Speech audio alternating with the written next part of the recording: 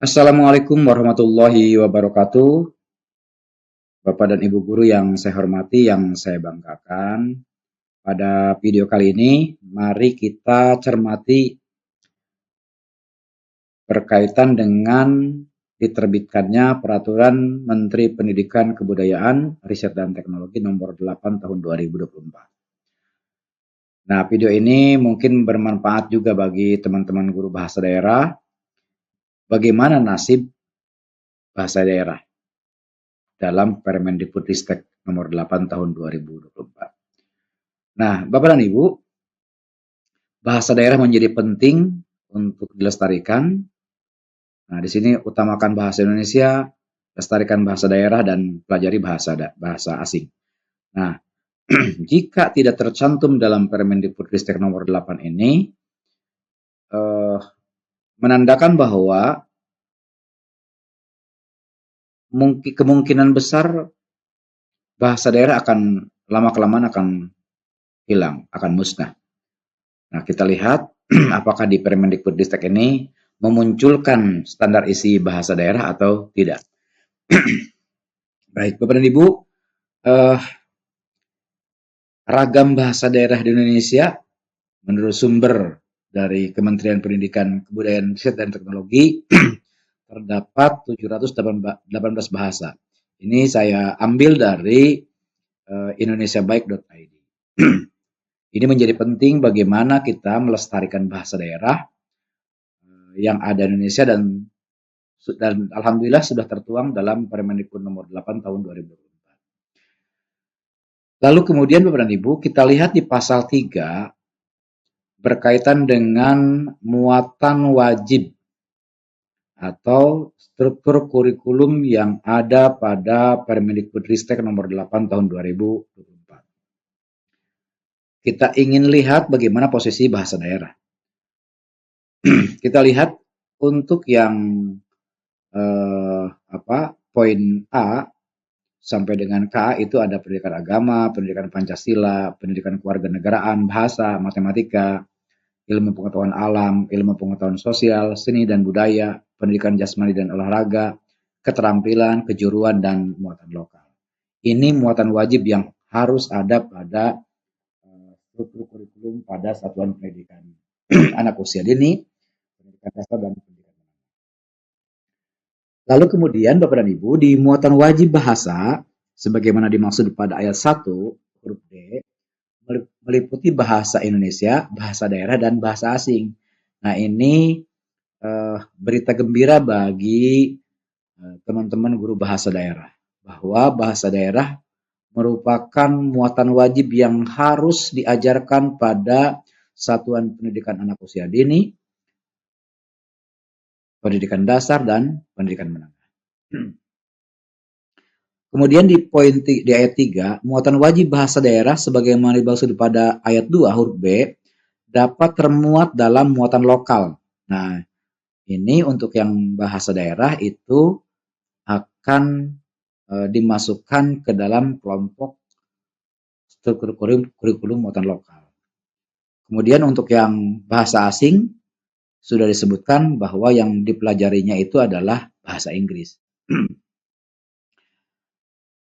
Lalu kemudian Bapak dan Ibu, kita menyoroti bagaimana ruang lingkup materi yang ada pada Permendikbud 8 ini, apa saja yang harus muncul di kurikulum satuan pendidikan. Lingkup materinya berkaitan dengan menyimak, membaca, memirsa, berbicara, dan mempresentasikan dan atau menulis yang dapat dikembangkan sesuai konteks daerah masing-masing. Dan lingkup materi bahasa daerah disesuaikan dengan tingkat perkembangan peserta didik.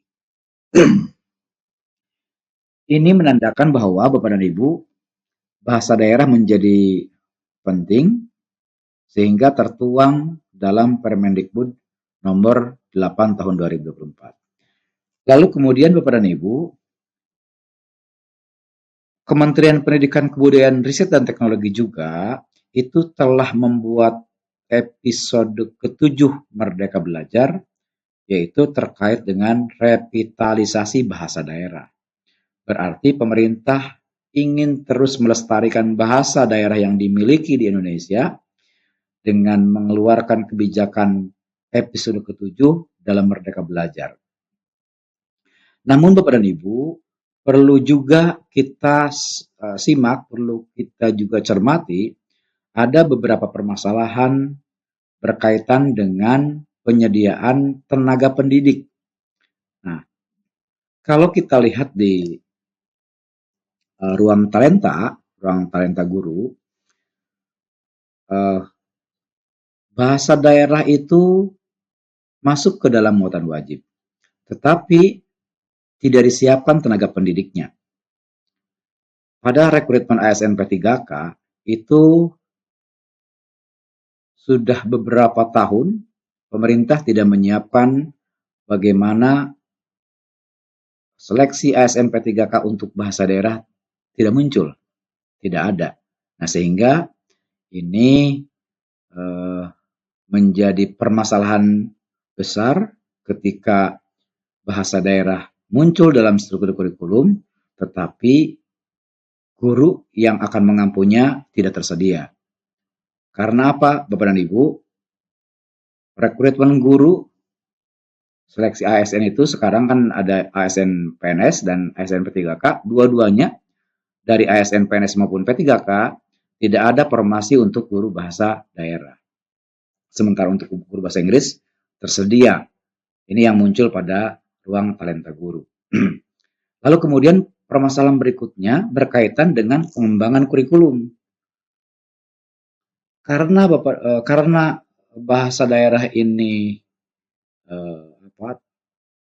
tidak tersedia guru yang mengampunya, ahli yang mendalami kurikulum bahasa daerah, itu akan sulit berkaitan dengan bagaimana mengembangkan materi kurikulum yang tertuang dalam kurikulum di satuan pendidikan. Sedianya memang Bapak dan Ibu, daerah juga menggandeng perguruan tinggi untuk mengembangkan kurikulum muatan lokal bahasa daerah. Nah, ini masalah yang kedua yang dihadapi ketika Permendikbudristek ini lahir, lalu kemudian diterapkan pada satuan pendidikan, muncul permasalahan-permasalahan yang ada berkaitan dengan penyediaan tenaga pendidik dan tim pengembang kurikulumnya. Karena Bapak dan Ibu perlu disusun struktur kurikulum untuk muatan lokal yang akan digunakan di satuan pendidikan pada setiap daerah. Nah, video ini memberikan gambaran bahwa ada satu berita gembira berkaitan dengan bahasa daerah, bahwa tertuang dalam Permendikbud nomor 8 tahun 2024, tetapi juga memunculkan masalah baru berkaitan dengan penyediaan tenaga pendidik dan tim pengembang kurikulumnya. Nah, mudah-mudahan ini menjadi perhatian pemerintah bagaimana menyiapkan tenaga pendidik dan tim pengembang kurikulum untuk bahasa daerah. Terima kasih. Assalamualaikum warahmatullahi wabarakatuh.